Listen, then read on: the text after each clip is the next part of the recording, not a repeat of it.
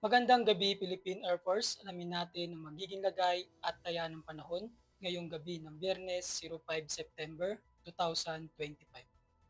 Para sa ating synoptic situation, kaninang umaga, may namuong low pressure area. Huli itong namataan kaninang hapon sa layong 175 kilometers west of Sinait, Ilocos Sur.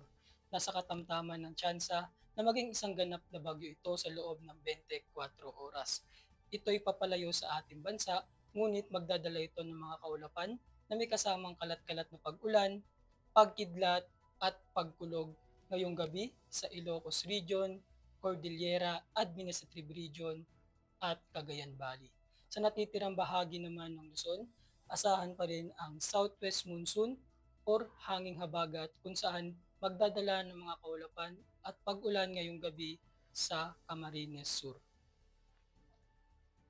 Dahil dito, asahan bukas sa Bicol Region ang bahagyang maulap hanggang sa maulap na kalangitan na may mga pulupulong pag-ulan, pagkidlat o pagkulog. Sa natitirang bahagi naman ng Luzon, kasama na ang Metro Manila, asahan pa rin bukas ang maulap na kalangitan na may kalat-kalat na pag-ulan, pagkidlat at pagkulog.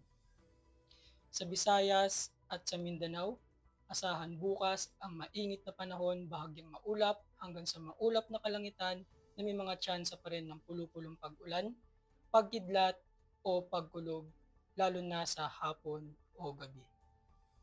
Para sa magiging lagay at taya ng panahon sa loob ng 3 araw, simula Linggo hanggang Martes sa Metro Manila, Cavite, Lipa, Angeles, Puerto Princesa, Kalayaan Island, Lapu-Lapu, Zamboanga, at Davao asahan ng bahagyang maulap hanggang sa maulap na kalangitan na may mga pulupulong pag-ulan, pagkidlat o pagkulog.